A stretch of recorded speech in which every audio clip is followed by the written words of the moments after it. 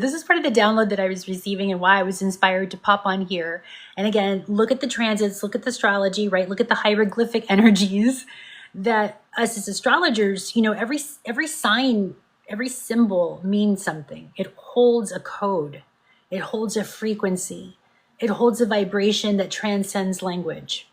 And so for me, this is why astrology is so sacred, because it's the language of neutrality, right? It bypasses duality, the this or that, the, you know, this is bad, this is good, this is right, this is wrong, this is masculine, this is feminine, right?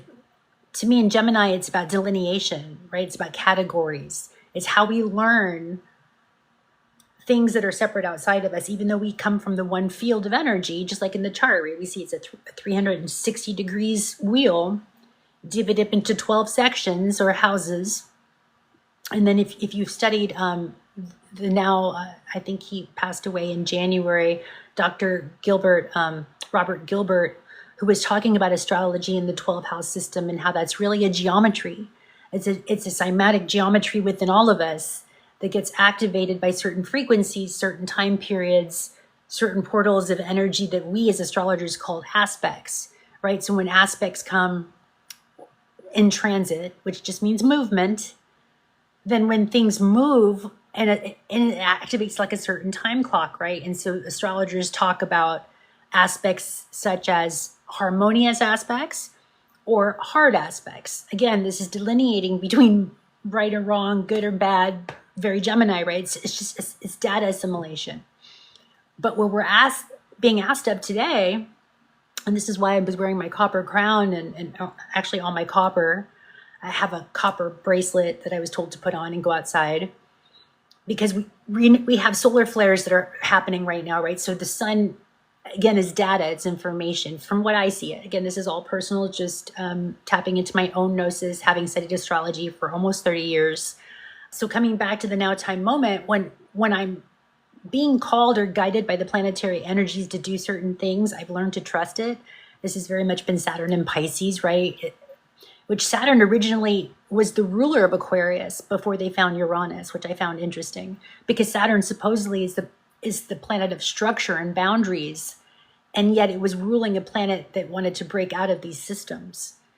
And it wasn't until the discovery of Uranus and the behavior of Uranus, right? Because it's ecliptic, it's irregular, it's not in cahoots with the other ecliptics of the planets, right? It has its own thing. So that's why they started associating Uranus with Aquarius instead of Saturn, right? So in modern astrology, we look to Uranus, but really Saturn was the originator. It was, you know, in ancient astrology, it was the ruler of Aquarius. So that's something to ponder and consider too, as you're looking at these energies, because you have Pluto, the planet of transformation, where the soul goes to be rebirthed, if you will, to come back. This is also reincarnation, if you believe in that or know that to be true within yourself, right? This is all tapping into your own inner gnosis, your own inner blueprint. But we're all coming out of this age, if you will, of Pisces. And we're looking at the 29-degree anaretic here. You can see this is the symbol right here of Saturn at 29 degrees in Pisces. And so again, this is, you're speaking the language. This is right.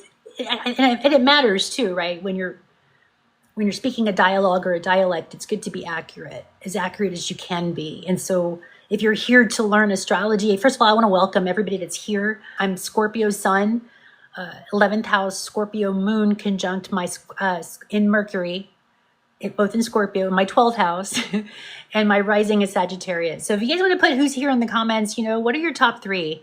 That'd be fun to learn as we're building community and speaking astrology, because this is, again, part of the language.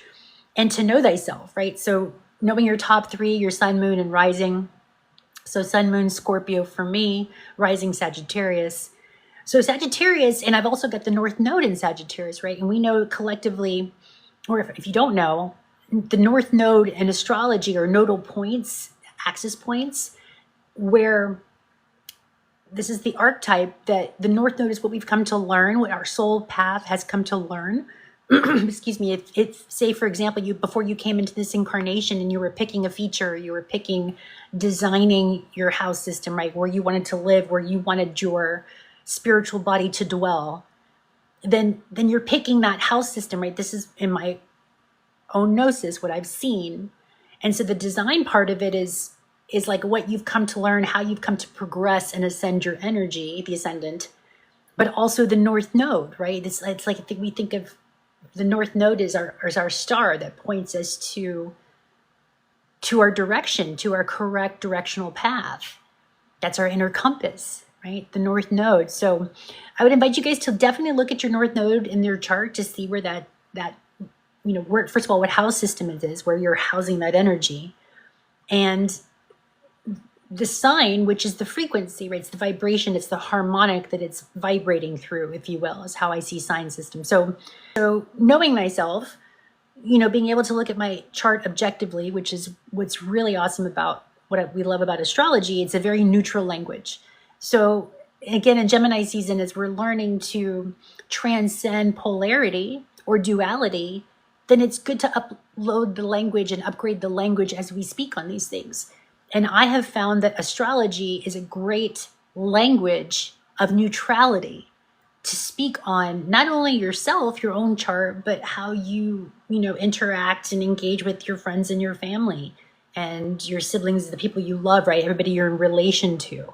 This is also part of why we study astrology, right? We were trying to figure this stuff out, how to be better people, how to live better, how to live more harmoniously, how to feel better. And, the Greeks knew this.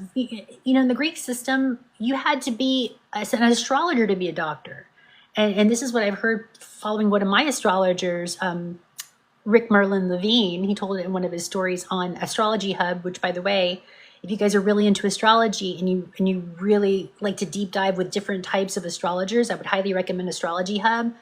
They're on all the social medias. I haven't seen them on TikTok, though, but they're on all the other ones. So again, just a shout out to that community because they really dive deep into, again, the language of neutrality, which to me is very much astrology. And ironically enough, Aquarius, which Pluto is in right now, rules astrology. In other words, it's like the landlord of astrology, where astrology emerges from, is very Uranus in nature, very Aquarian, rules the 3rd house, or the 11th house, rather. So you can also see, too, again, if I'm looking at my progress and I'm being transparent, this is the inner wheel is my progress relocated, guys. I didn't intend to do that. I just kind of wanted to look at the transits, but I'm so used to looking at my own chart. It was just, anyway. So, and then the outer wheel are where the planets are right now, in transit now, right? So again, I look to see how things are aspecting. I always like to look at my trines. I like to see where my harmony is first because I've got all that Sag rising. So I tend to be optimistic, right? I'm like, give me the good news first. And then we'll work with the other shit and see if we can compost it. Because, I'm really learning to transcend this duality thing. Is again, Gemini South Node in my own chart. And so I really feel called to speak on it because I think I've kind of, I don't want to say mastered it because that sounds, my ego rebels against that a little bit. But I guess I've played with that energy for a long time, apparently, if you're looking at the chart and you're following the nodes, right? So I guess I've played with language for a long time. And there's some really great way showers and beings of who study occult knowledge and who really just dive deep in with the language as a code.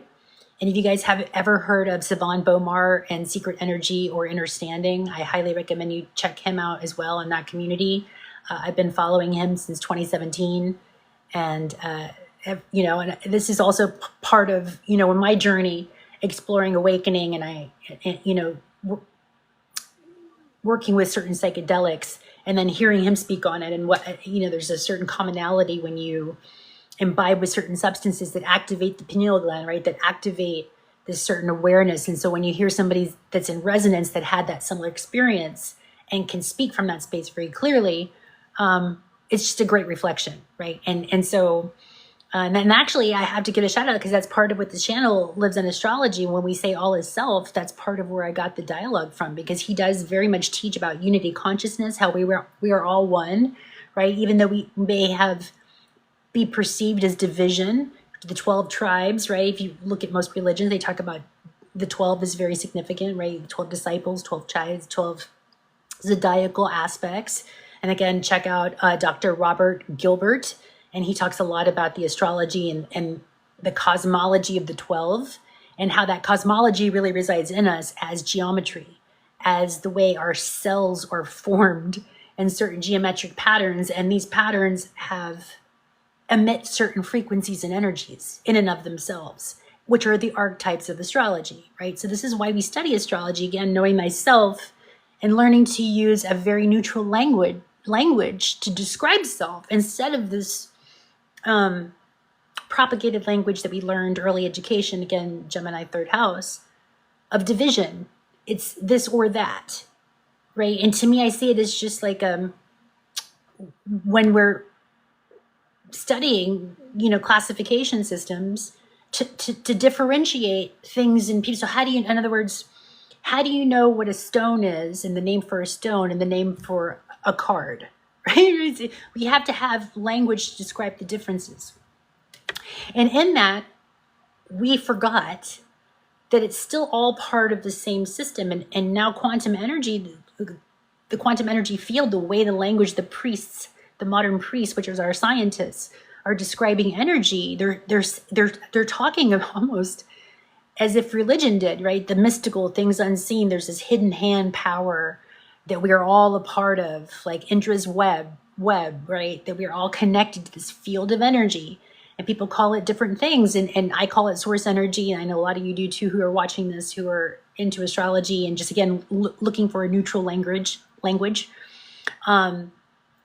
Because, the language of God even, or creator, it can be very triggering. And so astrology, not everybody speaks the language of astrology. Not everybody's interested. Not everybody even knows, because this takes work. This takes effort to learn this. It's a certain type of memorization. It's wanting to learn thyself. It's commitment. It's study. It really, again, I think you have to be called to it. Plus, I have a free PDF ebook that I created for myself as I was learning these concepts and the definitions of what these symbols mean. And I would love to give that to you. It's an offering for the community, again, in an effort to know thyself, to want to better understand yourself. And so you need to learn what these things are, right? This is Gemini season 2. It's all about learning. Let's look at that, right? So we can see this is the symbol for Gemini here. This is the symbol right here for Vulcan, for Sedna. Now, I just came across this, as I was taking a picture of this, with the sun was conjunct Sedna exact yesterday. And so in the sun, anytime it's right next or conjunct to a planet, an asteroid, a significant luminary is what I call them, then there's an activation, because those are called Casimes, which in Aramaic means in the heart of the sun. Right? It's further past, it's even past Pluto, right? I think it's got like a 3,000-year orbit, which is Sedna. And you guys can go and chat GBT the story about Sedna and how she became the goddess of the ocean. And it's kind of a traumatic story, and I'm still unraveling the story myself as I unpack it, about the father, her being betrothed to this guy who ended up not being who he said he was. And then she called her father to go save her. And he went on a boat, and the storm clouds came because he ended up being a bird man. This is the story, part of the story I heard. And so he sent his basically army to go and create a windstorm. And Sedna, in an effort for the father to save himself, he threw his daughter off the boat. And as she was trying to save herself, he cut her fingers off, right? And each of those digits went back into the ocean and became all of the sea animals, right? The whales, the sea dolphins. Anyway, it's right. Gemini was conjunct Gemini in the sun Casimi. So what was the sun showing you about maybe these archetypical energies of trauma with the family, trauma with the masculine, right? The patriarch. We may have dueling aspects within us, Gemini. There are two sides to the story, but each is speaking of wholeness and unity. I'm seeing too right now what Spirit's showing me is like an image of a cell that divides off. When there's a creation of life, it has to divide itself in equal measure. And that's the beginning of life, right? This is us being separate from source, the original, separation, right? The original detachment. And but an awareness that we are still one part of this creator, this system, this energy field.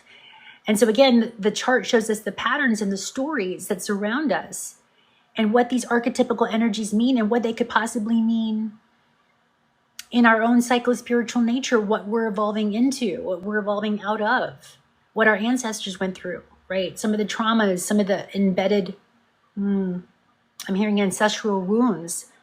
And this is still very much Chiron and Aries right now too. So you see the wound right here looks like a key, which I was following a reader today, and that was one of the cards she pulled was an owl with the key, right? So to me, that reminds me of Chiron, which is also an Aries. Again, Aries is the child. It's the baby, right? When you first come out of your mama's womb, you're in Aries. That's the first house. And so there's been wounds collectively of the child that we are having to face, that we're having to see right now, because we've got Venus, which is our love, money, our values. And this is Eris right here. She's the goddess of discord, or Mars' sister, if you will, who creates chaos and disruption when we're not willing to look at the things that have been disrupting us from childhood, right? From the beginning.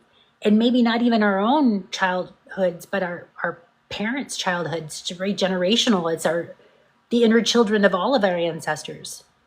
And so this is what we're having to face right now, is there's this, I'm hearing reckoning, but there's also this reconciling, right? So when we follow through with the healing from the reckoning of awareness of having seen all these imbalances, because we've also got, you see this when I look at trauma and I look at things that are hidden, I look at Scorpio, and we have Vesta right now transiting through Scorpio. We've also got Juno, and we've got Black Moon Lilith also transiting through Scorpio. And again, these are aspects, these are energies that you can, look up yourself and chat GPT these things if you've never heard them, and just deep dive with it yourself, right? Listen to the stories. How do they relate to you? What's going on inside not only your own individuated psyche, but can you see that collectively how everybody is healing the wounds of the child that maybe just wanted to be seen, wanted to be held, wanted to be loved, wanted to be nurtured. And we just came out of Mars in Cancer, and now Mars is in Leo. And we're seeing that really part of the healing tools and the ways we can rectify, right, or reconcile these energies within us is through creativity, through allowing ourselves to be seen in our own creative life force energy authentically, without worry, without the judgment that we were taught to not only project onto others, but most importantly, to keep ourselves small, to keep ourselves diminished, right? This is the wounds of Chiron, but it's trining this Mars energy in Leo right now. So the trines, again, those are harmonious triangles. Trines are like, I think of like toroidal fields that just spin in a beautiful vortex with unencumbered, right? That just flows beautifully. And so with this flowing energy, we're being invited into right now to explore some really incredible healing modalities and ways of being by learning to be your most creative self, right? Coming from your heart, because we look at the glyph of Leo, it looks like a half of a heart, which anybody that has Leo in their chart, or a lot of Leo or no Leo people, they're very loving, they're very kind, they like to be the star of the show, they're ruled by the sun, right? So it's time to shine your light collectively. We're all being asked to, and I think this is why I've been inspired to jump on here and do a live and, speak the language. Again, Gemini is really activating our throat chakras right now. And you can see here all this Gemini where we're at. This is the sun right now. And this is MC is called the midhaven. And we know that Jupiter's been in Gemini. I think it's a year, 12 months. Yeah. So it's been in Gemini almost a year, and it's going to be shifting into Cancer. So it's going to be where we've been very mind oriented with Jupiter, which again, originally ruled Pisces before Neptune was discovered. So to me, Jupiter is very spiritual. It's a benevolent. It's the highest octave of ourselves, the most expanded version of ourselves. And in Gemini, it's been very much about the mind, about learning about the mind, how the mind works, and how it's a tool It's the sixth sense. We've been, Uranus has been in Taurus for almost 7 years, and it goes through a 7-year cycle. So that's also going to be shifting into Gemini. And so we've been learning that, wow, in the body, Taurus, it holds and houses all these energies. And some of the energies are not seen, right? Like you can't see your blood circulating because you've got Saturn, you've got your boundaries that are protecting your organs, right? So say thank you guys for being here, because I also feel your energy for those of you that are super psychic and also sensitive. Even being on technology like this, I can feel everybody's energy. So that's why I'm holding this awesome, incredible, check this out. It's an incredible quartz crystal that I got when I went to the Serpent Mound in Ohio for the equinox. And it was so awesome, man. And it's the year of the snake. And I'm a snake in Native American astrology. And it's a 9 year, and I'm a 9, my birthday's the 27th. So I've been really feeling this energy, and again, put in the comments if you guys can relate to what are your top 3 sun, moon, and rising, and where are you feeling this completion energy? Because I feel like also too with this trine happening, so we've also got the sun that's going to be trining or is trining. Where's Pluto? And there's Pluto right there. You can't really see it, but Pluto's right here at the very end here. Yep, and it's retrograde right now till October. So we've got the sun in Gemini, which is 120 degrees away, which we call the trine, from Pluto. So that, again, that's that harmonious, like toroidal field that's just spinning. And so what do we know about these aspects? What do we know about Pluto? It's the transformer. Guys, if you're learning these concepts, just keep it really simple, right? One word answers, so you can learn and download these things so you can then start unfolding with it when you get more into your meditative practices, right? So Pluto, we know, is the transformer. Aquarius, we know, or I'd say the first thing is groups. So, humanitarian causes, the first thing that came to my mind. And then when I look at Gemini, I think of information, first thing and then the sun, which is vitality, energy, right? So again, there's a lot of different words that correspond to these symbols, and how you put them together is going to be unique to you. It's going to be based on your own inner Mercury and how you process information and data. And I would invite you guys to also go, and when you're exploring your chart, and again, you can reach out to me. I can give you a free PDF. Just email me. I'd be happy to do that for you. And if you wanted some things that are highlighted to know where your Mercury is, because that also denotes how you think, right? So and looking at your progress relocated, move with you. and they coach you with these energies to help you fulfill some of your life processes. Again, look to your nodes, look at your north node, because that's where your soul is supporting you. That's where you're housing all these energies to support your evolution and your ascension. I think of the Fibonacci spiral, right? It keeps going back and back, but it keeps going up and up. It keeps going to that tip point. And then it just goes back into source. Right? So these are just energies and frequencies that wanted to come through. This is an Aries right now, so it's grounding in the energy. It's sextiling Gemini. This is 60 degrees away. Sextiles, again, are opportunities. So where trines tend to flow without you doing too much to them, sextiles, you got to take the effort. But if you do, there's great possibilities and opportunities that are at the other end of the action. So we've got opportunities if we take action right now with, the sun in Gemini, and right now the moon's in Aries. So this is a sextile. Maybe that's why I had to jump on right now, right? This energy wants to fly through, because it was coming through. I was channeling it through. I had to I can't get enough coconut water, guys. I mean, these solar flares just got me heated up. And I know I have to ground in the energy. That's why I gotta wear this copper, right? Because we're bioelectrical beings. And all this electrical, which also rules Pluto or Aquarius, all this electrical energy is bombarding the planet in the form of solar flares. And with Uranus and Taurus, it's shaking up literally the ground with earthquakes and tornadoes and the weather, right? The temperature, it's our internal temperate energy centers, because we are projectors and projecting this reality. That's how powerful we are. So if our energy centers are disrupted, we can literally cause imbalances in the field. And we are the true technology. The only way they could even invent those technologies is by studying us and by studying cosmology, right? Because we are the true technology. I'm a radical oneness practitioner, meaning I practice oneness, that all is self.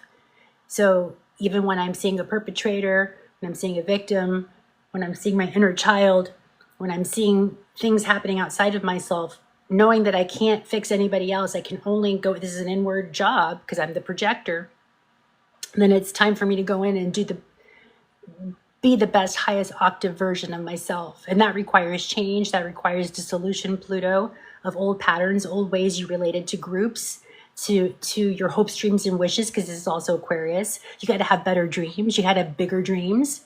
We've been Saturn, and we've been boxed in based on the language, right? Coming out of the age of Pisces, which we were learning to look for external structures outside of us to tell us how to be, what to do, how to live. Early education, Gemini, we were indoctrinated into perceiving reality in a certain way.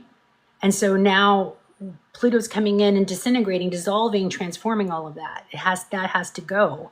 Those structures, those governing agencies, if you will, that have planted seeds through technology, through entertainment, especially through Hollywood, right? The programming, that's what you call it, programs, right? You turn on the television, the television, right? You're telling a vision that we're buying into. There's a whole technological frequency that, again, I feel there's going to be big revelations about how we've always had AI. AI has always been here. They're just now giving us the technology and telling us it's new, when really the governing bodies have been working with AI tech probably for way longer than we could even perceive. And so this is, again, being willing to hold new information is what also Pluto's inviting you in to see your reality in a new way, to perceive yourself in a new way, to perceive others, that we are all the one, that there's really nothing outside of you that's not part of you. We're just this collective energy field and how we really are connected. And so the whole story of division, separation, we can see here it's unity, right? We have it. When, again, studying astrology, you get a 360-degree perspective of your reality, if you know what you're looking at. If you get back to the basics of learning what the true symbols mean. And that takes discernment, that takes inner discipline, that takes study, that takes, I think of it like a Berkey filter, right? The water, which is the data, the information, the light, the plasma body, has got to go through certain filtration systems before it becomes purified within yourself. This is part of spiritual alchemy. It's activated every time you study these, to me, cosmologies, these symbols, these hieroglyphs, they get activated automatically. It's like a remembrance, right? So this is high level astrology. This is not necessarily for the ones that are just starting out. I'm really calling in adept conversations, because I've been studying this for a while now. And while I love, the basics, I believe that everybody needs to really start off with the fundamentals and start off with their basics of learning what these symbols mean and the aspects and, again, the language, how to speak it. I think we can really start having these higher level conversations about consciousness, about self, about what we're projecting in a whole new way, because language is the program. So when you can use the language in a more neutral way, then you're going to have a more neutral reality. It's not going to be so polarized. Gemini, right now, we're just being called to hold witness to the polarity, not so much participate in it, right? Become the observer, that third middle point, which we talk about a lot of. The ancients talked about the pineal gland, right? The third eye, right? Again, I'm using copper to ground all this in, because there's like terabytes of information that want to come through, because we're bioelectrical beings. So give yourself space to ground, become the grounding wire. Go out in nature. She's the best divine intelligence to participate with. If your frequency vibration is shifting and changing and you're morphing in the morphogenetic field, then why not be with nature and morph into her beingness, because she's perfect geometry. She is the Fibonacci spiral that is perfection, and reminding us that we are also that perfection, right? So again, these are just higher octave ways of speaking. Again, this is the higher mind of Uranus and Aquarius, which is the higher mind of Gemini, right? So we call it the higher octave. This is all astrology lingo. And again, for those of you that want just a basic, if you're just now coming into the passion, or if astrology is igniting you, I should say it like that, because I feel like astrology calls you. Again, it's a remembrance. And I also set the intention that anybody who is on this is alive to receive whatever they may receive. And if it's an ignition point, a remembrance that you want to remember the astrology, I'd love to be offered you a free PDF. Again, just email me. You just send me your birth data information, your date of birth, time of birth, and either AM or PM, and location of birth. And then I can just email that out to you. Again, in this beginner's wheel, per the program that I work with, which is called Solar Flyer. And again, if you guys are a little more advanced in your astrology and you're wanting to take it up a notch and really go with more a professional program like this, then I've used Astro Gold and Solar Fire. And I'm sorry, I said this is Solar Fire. This is Ephemeris from my iPhone, but I have a Solar Fire I'm sorry, Astro Gold that I work with. Jeez, I gotta slow down my thoughts. Part of my journeying, not only with astrology, but I love pulling divination cards. And so I want to pull a divination card for anybody who's watching, because this is, again, I intended that anybody who's here live will receive exactly what they need to receive. And I love studying the higher mind astrology, I really do. But with the South Node in Virgo, it's helping me remember, hey, ground it into the body, though. It's good to have these higher thoughts and great ideas, but then what do you do with it in the body? How do you bring it into physical form, right? To make it more pragmatic and practical. I've got Virgo 10th house, so I've got to have that pragmatic approach to it, right? So I've been using these decks of cards. This one's from Louise Hay. And it's You Can Heal Your Life deck of cards, and it talks about your body. Here it goes. Actually they're called Love Your Body. Let me see if you guys can see that. That's what it is. Love Your Body by Louise Hay. And they're just divination cards. You know, it's like a card that you pull every day. And what it does is it talks to different parts of the body with the mantra. So as I'm learning to be more embodied and in the body, which is very much... it's like commanding the ship, right? Your vessel, learning to be in your systems. This is very much Virgo, learning your operating systems. And through your spiritual practices, which is the North Node in Pisces, right? Learning to be in your body through your spiritual practices and learning to love all your systems, right? I'm learning to speak to my organs, because what I was seeing too in the meditation, and maybe you guys can relate to this, again, really practicing the radical oneness, I was seeing if I'm a projector and I'm projecting what's going on inside of me, what parts of me are at war, right? And I was outside in nature and I was shown this dialogue, this interesting storyline.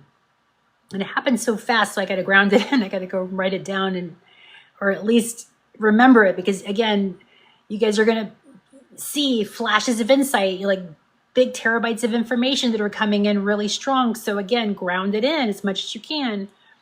And what I was being shown is that, oh gosh, I lost it. Oh no, I lost it. Oh, okay. Astrophysiology is the book. Okay. Oh yeah. So I was shown that, there was a disconnect. So if the body's the earth, for example, and the heart just thinks that there's only the heart system that's in this huge body, right? This huge field of energy. And the liver thinks the same thing, right? And they each have their functions. And so each organ is like a part of the earth, or a religion, or a people, or a root race.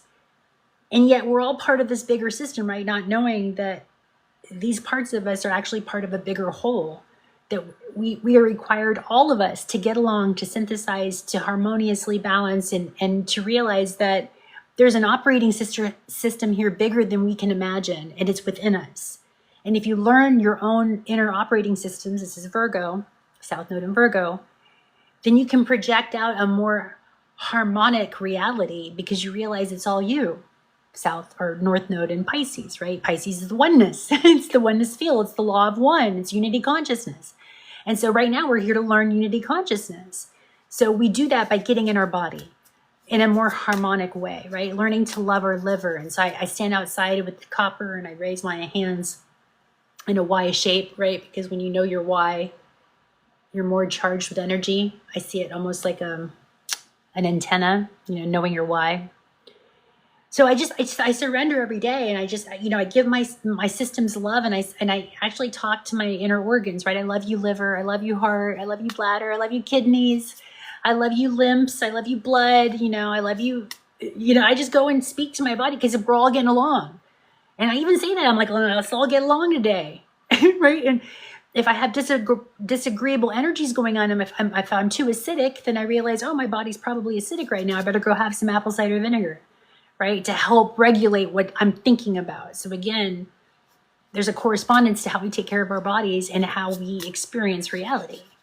And this is what we're starting to really come online with. So this is an opportunity to just tune into your body, see what part of you is warring, what needs more balance. And this is for anybody that's watching this, is I love my teeth, right? So teeth is actually part of Aries. It's the head, right? We know Venus is in Aries right now. So you look to see where Aries is and see, we've even got Neptune there. We got Ceres, which is the harvest of the grain, right? And how we take care of ourselves. So, maybe go Gemini, excuse me, excuse me, guys. Maybe go in Gemini and learn a new regimen on how to take care of your teeth, right? So when I was really getting into Ayurvedic practices and learning to clean up my body, I came across oil pulling, which per Ayurvedic, I heard the best is sesame seed oil to use, but I prefer coconut oil because it also whitens my teeth and it's an antimicrobial. And they say to do it first thing in the morning. So even before you drink any water, do anything, you go and you swoosh with a tablespoon of coconut oil. I like to even add myrrh essential oils to it because it's good for the gums. It helps repair the gums. If you guys have receding gum lines or anything like that, the myrrh really helps with that. But anyway, so again, these are practices because I understand that this is part of the body that houses my Aries, right? So my thoughts, making sure that I'm just keeping my energy clear, maybe doing tapping, right? You're just working with the part of the body that these signs rule. Again, there's always a correspondence to everything. So this is part of knowing thyself. So this is the mantra that wants to come again for anybody that's watching. This is for you. You might want to go and massage your teeth. Again, maybe experiment with some oil pulling. I also like to use a copper tongue scraper because that also is an antimicrobial, antibacterial. So again, these are just healthcare practices that I've been working with for a while that over time, and this is Saturn and Pisces, right? That structured discipline to take care of yourself so I can have a better experience in this reality, right? And so the mantra that's, when you're working with your teeth here, the mantra that goes with it, it says, I am a decisive person. My teeth are strong and healthy. I bite into life with joy. So you guys can go back and maybe write that message down. I am a decisive person. My teeth are strong and healthy. I bite into life with joy.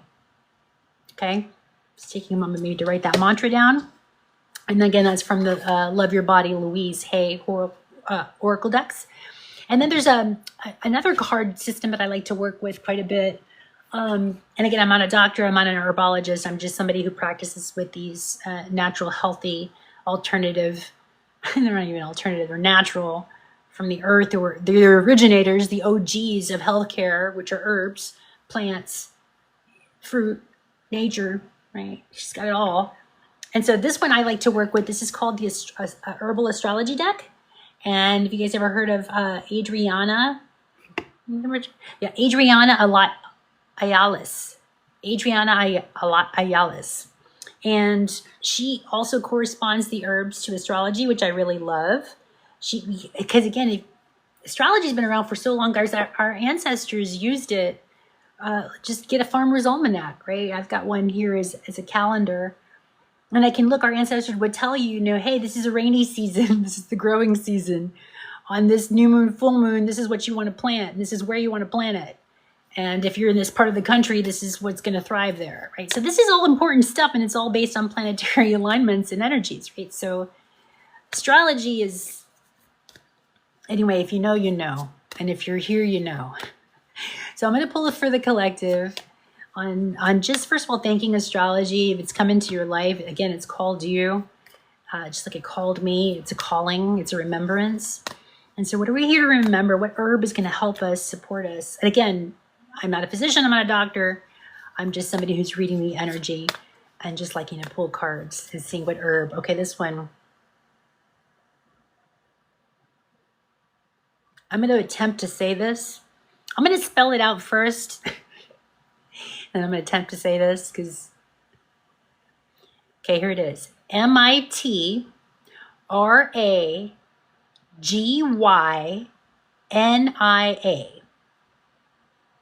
Mitragynia. Mitragynia? Mitragynia.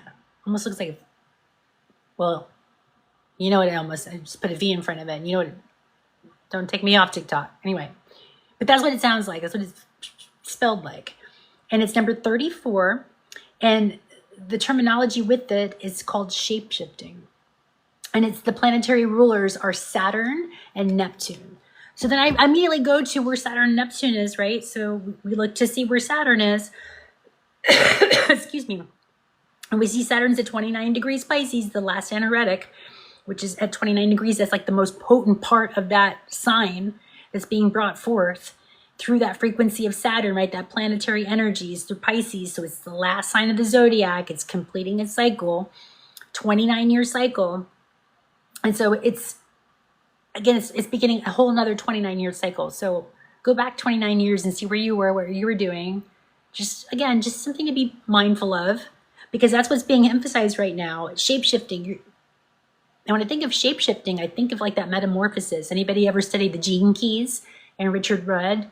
And he talked about the dragonfly, gene key 55, and how we're all under this metamorphosis, right? So that's what I'm seeing too is, and with Neptune there, so see we have Neptune in Aries. Aries is the identity, it's the ID, it's the I am.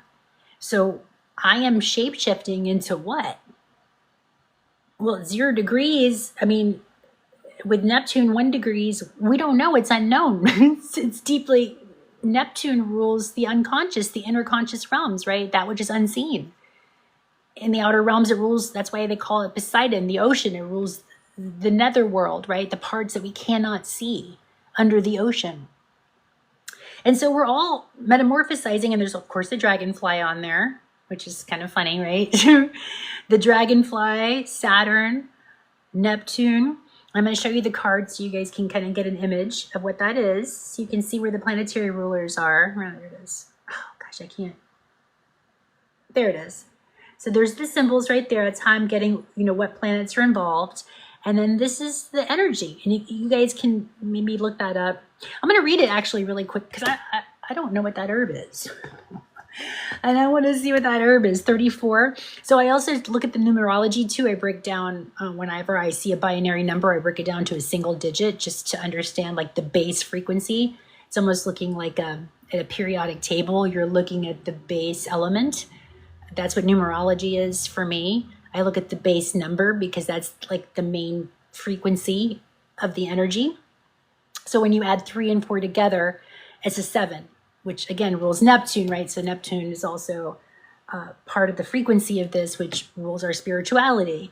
And again, we can see where Neptune is right here in Aries. So it's a whole new identity. It's a whole new sense of self that's coming through the depths of the ocean. I'm almost seeing like a mermaid coming out of the water, right? And looking at her body.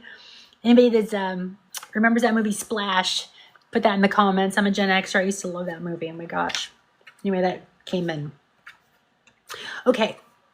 Mitragynia. That's how I'm going to say it. Oh, and this card system, you can do it upright or reversed. And so this was upright. So upright, it means subconscious healing. We just talked about that, Neptune. Synchronizing inner and outer worlds. As above, so below. We're just talking about that. What's going on inside of you is also happening inside of you. Shape-shifting, right? Becoming something else, metamorphosizing into the next octave version of ourselves. Which whatever that may be, if you study the gene keys and Richard Rudd, he talks about that being the Homo luminous, right? We're going from Homo sapiens to Homo luminous, right? Which is light bodies, which we're dropping our carbon structure, moving more into a crystalline structure, which is, again, fixed geometry, which is also Aquarius, right? Fixed mind. I'm seeing almost too like a scaffolding, where things are built, a blueprint. We call it the astrology chart a blueprint, but literally it's where the scaffolding now is coming down, where literally things are going to start morphing into the material form, which is very much Taurus, right? And Uranus has been in Taurus for the last 7 years, getting ready to move into an air sign. So we're metamorphosizing.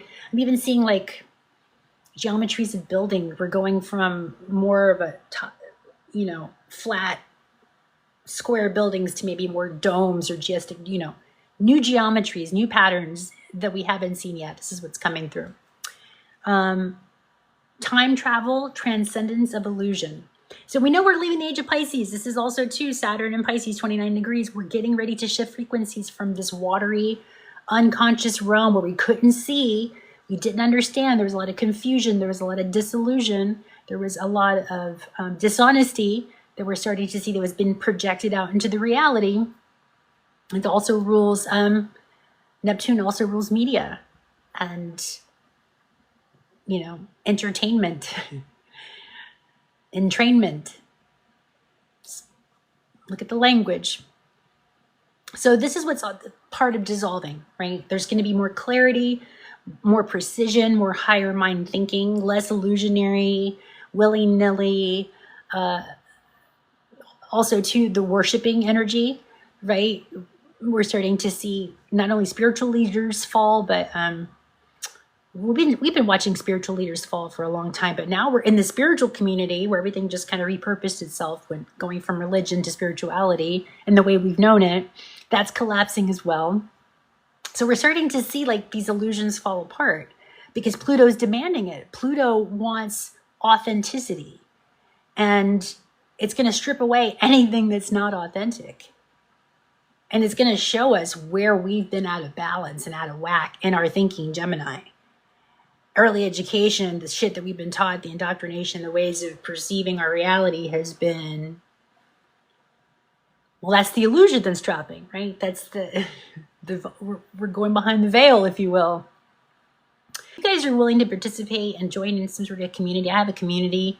I started a Patreon page, but I haven't really done much with it. I also started a Discord page, and maybe we can meet on here. I don't know. I'm going to play with it, but I was heard to do 30 days of astrology, right? So meeting every day at a certain time and just talking astrology, just kind of what we've been talking about, right?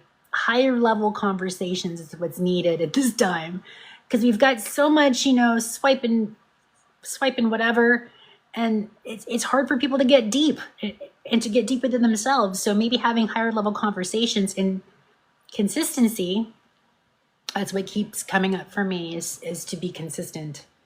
And, you guys can relate. It's hard sometimes to be consistent when you don't even know what freaking time of day it is, right? Because everything is shifting, everything is changing and morphing. And I've been off the matrix since 2018. I've been free flying at learning entrepreneurship, learning how to share astrology and get paid, and then how to live a business where it's donation based. This is my travel, being spiritual and learning how to manage money and finances in my own current, which that's all it is. It's your own current.